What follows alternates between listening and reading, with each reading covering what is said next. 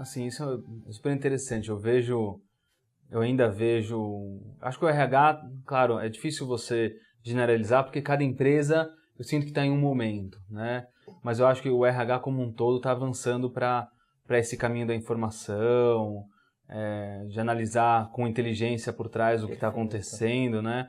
E aí eu fico pensando, as pessoas ainda hoje acontece de pegar um currículo e ficar olhando muito a questão do qual faculdade ele fez, qual conhecimento que ele tem, aonde ele passou. Mas será que na prática essa vai ser a pessoa que, o fato dele ter feito a faculdade A ou B, ou ele ter um conhecimento isso, alguém, será que na prática é exatamente essa pessoa que vai ter o maior desempenho, né? Eu acho que isso ainda vai, a longo prazo, causar uma reflexão, que as pessoas vão começar a ver que não necessariamente a formação vai ser tão mais importante, ele ter feito tanto tempo de faculdade, e sim o que ele vivenciou, né? Eu acho que você estava falando um pouquinho que também está estudando a questão de neurociência, né? E como que isso pode afetar.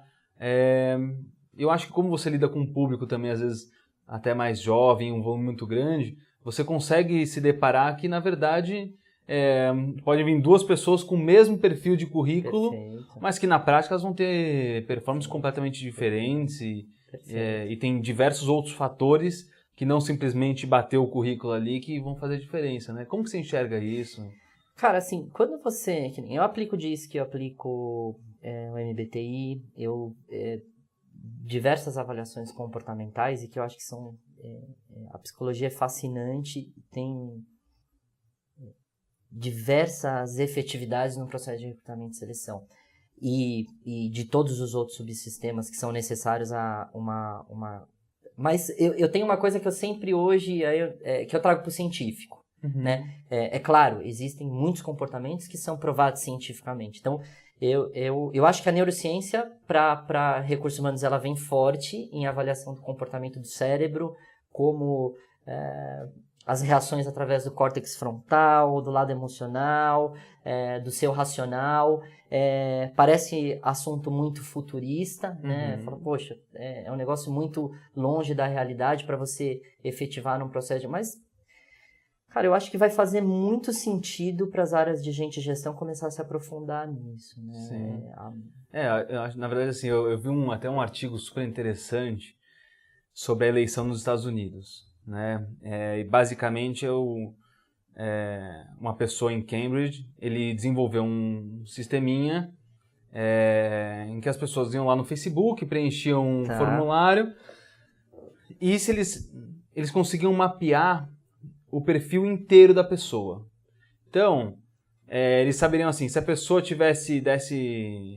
respondesse metade, eles já saberiam onde a pessoa mora, o que ela faz, o que ela gosta, enfim, eles mapearam tudo. E aí uma pessoa pegou isso e começou a transformar para a política. Então, o que eles faziam? Eles chegaram para o Trump, essa empresa chegou lá para o Trump, e falou, eu vou cuidar da sua estratégia de marketing. E qual que é a diferença do que ele fez para o que a Hillary fez, né? Hoje na comunicação, ainda é assim, quando você faz uma propaganda, por exemplo, na TV de qualquer produto, você está atingindo um público completamente aleatório, vamos dizer, né? Vai ter gente que vai falar de um carro, tem gente que está querendo comprar um carro e vai se interessar, mas a maioria das pessoas não está querendo trocar o carro, não está interessada no carro, então você perde muito. Então acho que um avanço da questão de marketing é você começar a falar especificamente para o público. E aí o que eles fizeram? Como eles já sabiam o perfil comportamental e eles já sabiam o perfil de todas as pessoas, eles chegavam e eles desenvolveram mais de 1000 propagandas para o Trump para falar com cada uma das pessoas de maneira diferente. Entendeu? Tá. Então o que eles fizeram? Por exemplo, eles chegavam, vamos dar um exemplo que ele até deu lá. A Hillary chegava e batia em 100 portas com o mesmo discurso. Só que dessas 100 portas que ele batia, tinha pessoa que era mais religiosa, tinha pessoa que é o jovem, o skatista, tem a pessoa que... Entendeu? Perfeito. Aí, o Trump, o que ele fazia? Pro religioso, ele chegava com uma pessoa, com tudo... sabe, com uma bíblia na mão e falava... Perfeito. Então, eles foram fazendo esse tipo de propaganda... Ele segmentou a comunicação. Perfeito. De maneira absurda. E eu trazendo isso pro RH... eu acho que a gente ainda enxerga no processo de recrutamento e seleção de uma maneira muito genérica, quando na verdade a gente tem que tratar isso de maneira mais específica, né? Que é isso que você falou. Quem é esse high performance, na verdade? Porque, pô, de repente eu peguei o profissional de destaque aqui, ele não tinha tanto conhecimento técnico exatamente no que você pediu aqui, né?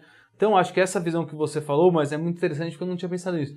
Porque você consegue fazer uma análise do histórico, então você pegou as pessoas ali, o quadrante de realmente quem foi o high performance, e acho que isso deve ter sido uma quebra de paradigma, né? Porque na hora que você começa a pegar as principais características, eles com certeza não eram exatamente iguais aos que estavam como as características principais, né? A analogia que você fez até do Trump, ela é excepcional, porque a gente, até no estudo da neurociência, né, quando você vai ver essa segmentação, né, das características biológicas de cada vai ser diferente, você vai ter uma reação diferente do Rogério em determinadas situações, né?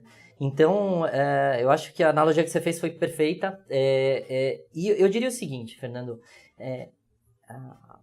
a reflexão, né, que eu falo aí para os nossos profissionais de eliminar a percepção. A percepção é importante, ela não pode ser excluída, né? Mesmo porque a percepção muitas vezes ela vem por histórico, mas o quanto mais a gente traduzir isso para o científico, quando você fala assim, pô, mas para que o cara tem que ter tudo isso daqui, né? Eu costumo brincar que o engenheiro da NASA trabalha na NASA, né?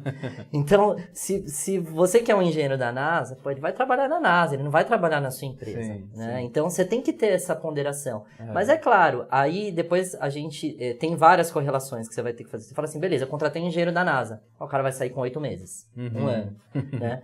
Então, aí você não coloca na conta. Às vezes é melhor você baixar o crivo de você ter indicadores e conseguir ter efetividade naquilo que você quer como alta performance, né? Às vezes o alta performance ele não precisa ser formado, ter a melhor formação. Sim. Ele pode ser um cara que dentro das características que você está avaliando, ele vai ter nota 7 ou 8. É verdade. Né?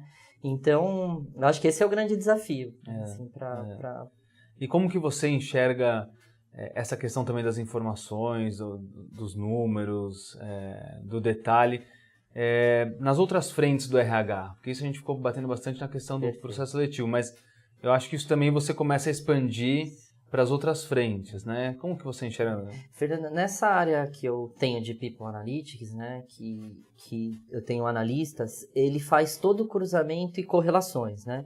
Então você tem correlações desde benefícios, né, consumo médio de benefícios, até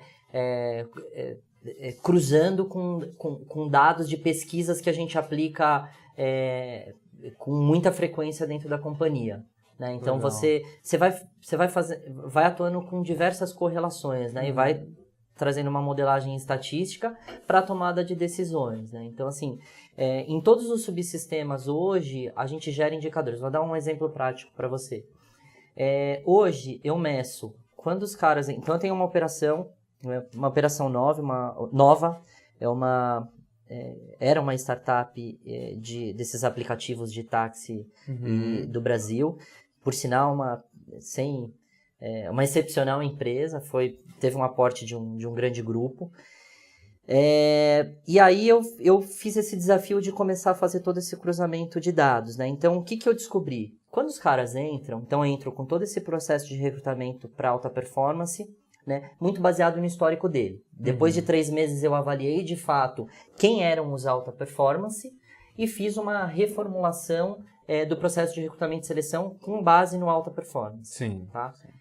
Depois que esses caras entraram, eu faço todas as medições de comportamento deles. Né? Então, eu vejo notas de provas, de todas as provas e reciclagens que esses caras acabam fazendo dentro da companhia, pesquisas de clima, o que esse cara gosta de fazer...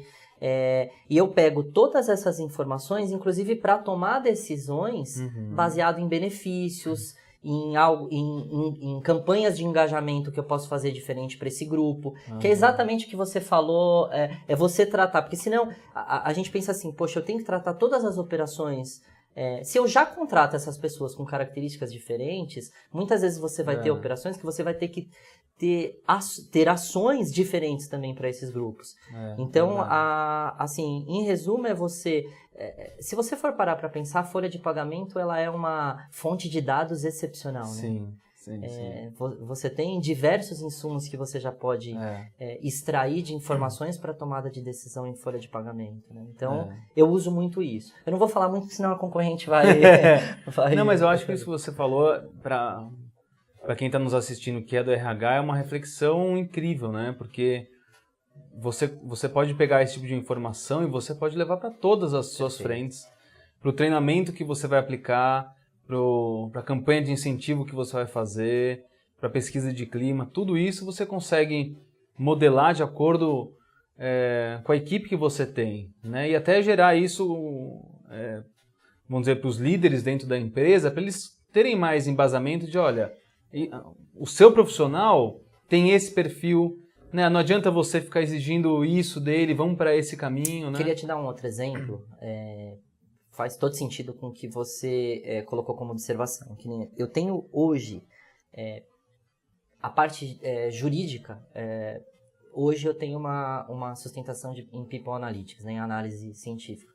Porque eu consigo pegar todo o histórico do passivo e características, porque eu tenho os dados desse cara quando ele entrou, eu tenho folha de pagamento e eu tenho um histórico dos profissionais que entram com ações trabalhistas.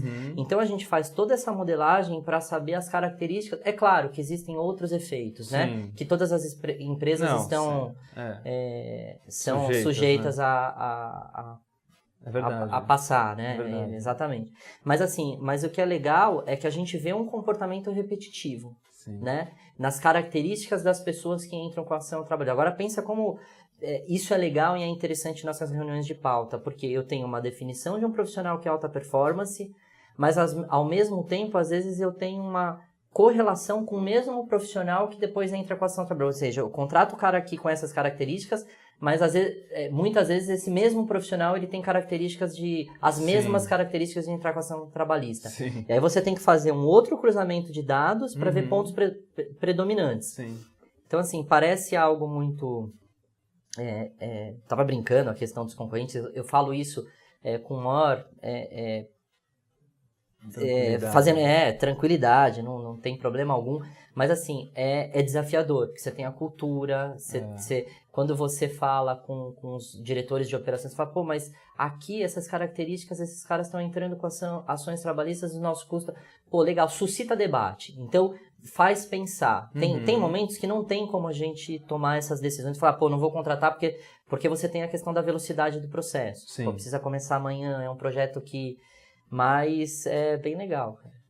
Eu acho que do nosso bate-papo hoje vai gerar uma grande reflexão, acho, para o RH, essa busca pelas informações, né? Para você conseguir, de novo, sair daquela pauta de percepção, né? Que nem você falou, para de repente começar a entrar no detalhe e falar, calma, mas será que essa minha percepção é realmente o que está acontecendo? Deixa eu analisar os números, deixa eu analisar o histórico, deixa eu ver... esse dado que você falou das ações é incrível, porque toda empresa hoje tem problemas de processo, passivo, né? De um passivo trabalhista enorme.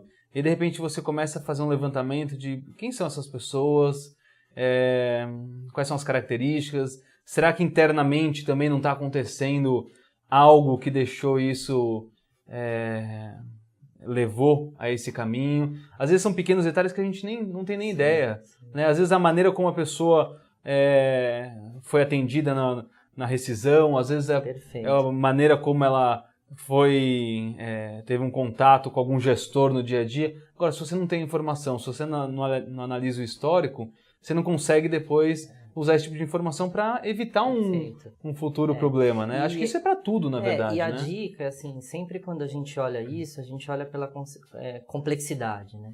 Tem um negócio que eu falo bastante com a galera lá, que é primeiro, né? Então, quando você... por que eu me refiro primeiro? Se você simplificar o processo, você consegue ter dados ricos. Não adianta você querer fazer um processo muito complexo. Vou dar um exemplo. No endomarketing, nós tínhamos muitas ações e tal. Aí, de repente, você vai ver, você vai fazer uma pesquisa com os caras não estão gostando. E você está gastando uma grana lá no endomarketing, campanhas e tal, e de repente o cara não tá gostando, né? Então, às vezes você faz 2 perguntas. Cara, teve uma pergunta que eu coloquei no processo seletivo, na verdade, para as pessoas que já eram... já estavam dentro da Action Line. As meninas fizeram uma pesquisa gigantesca, não vai, com 15 a 16 perguntas. Eu pensei assim, cara, de que forma que eu faço essa pergunta muito mais simples? Aí reduziu-se uma pergunta só. Você indicaria alguém da sua família para trabalhar na Action Line? Pronto! Aquilo você já vai ter... Ou seja, de 16 perguntas a gente reduziu para 1. Ou seja, foi muito mais efetivo. Pra ter a percepção se ele estava gostando da empresa, se ele admira a empresa. Né? Depois elas até reformularam, porque acharam um pouco pesado a questão da família, né? Mas, assim, fizeram uma reformulação, mas que a gente reduziu de 18 para 1 pergunta só. Então, e a automatização, ela tem um paradigma a ser quebrado, porque você fala assim, poxa, para eu gerar todos esses insumos, eu tenho que ter ferramentas com usabilidade, que seja simples e que seja efetiva. Então, o que eu faço, às vezes, 2 ou 3 perguntas e que eu tenho um resultado final. E que depois eu consiga fazer a gestão por conhecimento. Sim. Então, eu acho que é legal a gente usar até o termo reflexão, porque tem muitos paradigmas aí pra gente quebrar, né? E acho que também tem a questão de que você falou, né? De começar de maneira simples isso, porque a gente está falando de quase uma revolução no RH. Não adianta comprar um sistema caríssimo, sendo que, na verdade, as pessoas não estão preparadas dentro para utilizar e você não tem um processo que funcione, né? Então, talvez seja melhor ir aos poucos, né? Começar a ter um olhar específico sobre alguma frente, analisar aqueles primeiros indicadores, ver qual que é a resposta, né? Você enxerga assim também? Perfeito. E, assim, a questão da sensibilização, ela dá trabalho, né? Ela requer muito esforço. Mas enquanto você não coloca abaixo dos seus liderados que... Você vai ver aquele gráfico de alto esforço para... Ou seja, menos esforço para maior resultado, né? Você tem que ter um Pareto ali em tudo. Então, quando você vai falar com as profissionais que têm uma visão um pouco mais comportamental para você automatizar processos, você tem uma questão de sensibilização e até entender o outro. Até entender a visão que ela... Então, esse é um trabalho muito interessante de você conseguir passar para essas profissionais que trabalham com você o quanto aquilo vai ser efetivo para ela. Cara, no começo foi muito difícil, porque você tem um comportamento repetitivo e que já tem um certo vício dentro daquele processo. Sim. Mas é igual fazer exercício, né? Quando o cara tá lá alongando, depois que ele alongou e depois que ele correu, ele vai ter aquela sensação de bem-estar.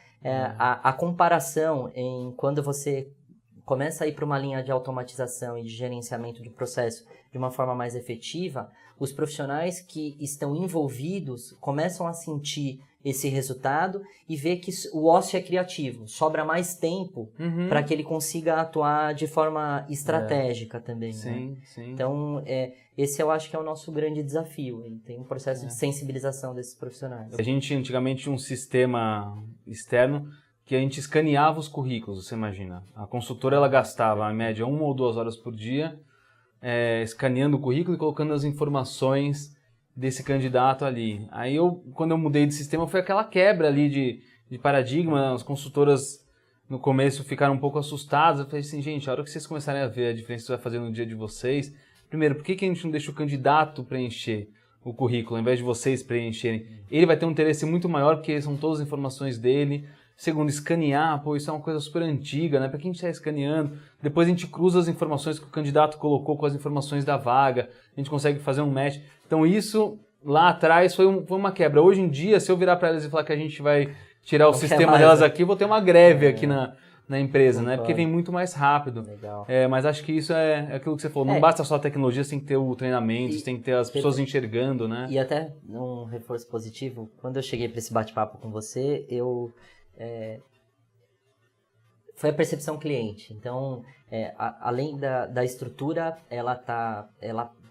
percebi que você preparou a estrutura para isso, né?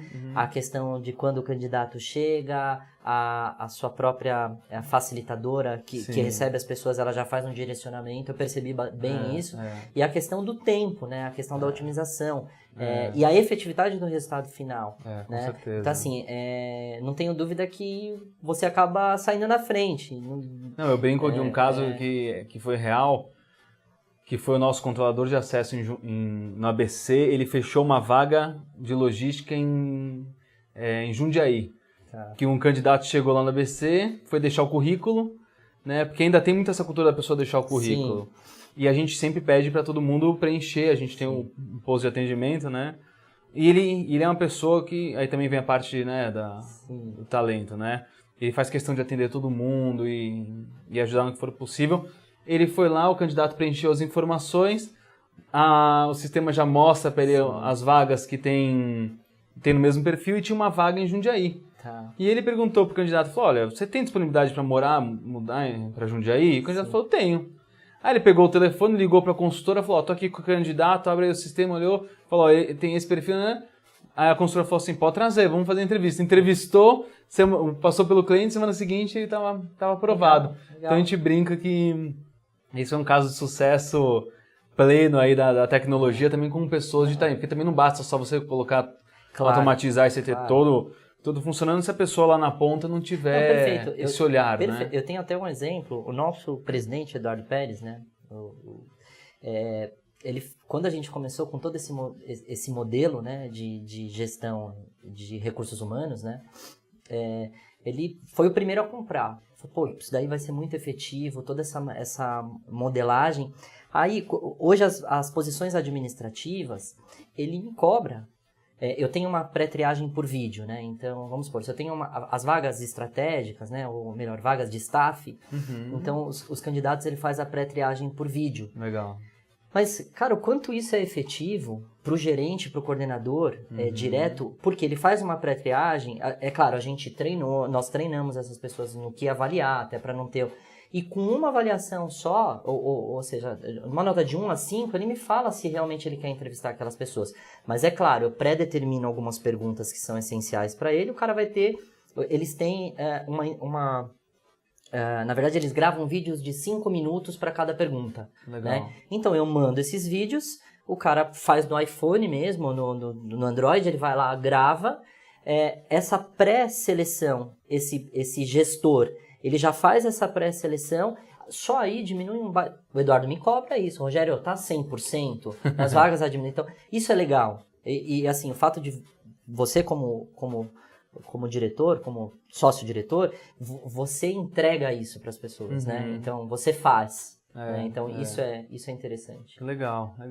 Rogério, obrigado pelo nosso bate-papo. Acho que tinha assunto aí para mais uma hora. Tá devendo café, hein? Vai lá tomar um café. Não, com certeza. Obrigado. Muito legal o nosso bate-papo. Acho que deu para aprender muito. E obrigado por todo mundo que nos assistiu. E até a próxima. Também. Muita gratidão por você ter me chamado. Pode me chamar quantas vezes? Com certeza. Acho que esse tema está em constante evolução. A gente vai ter outros bate-papos. E acho que é válido também para profissionais que desejarem a gente falar mais sobre isso, fomentar, a gente evoluir quanto a esse assunto. Legal, com certeza. Obrigado. Legal, obrigado. Até a próxima.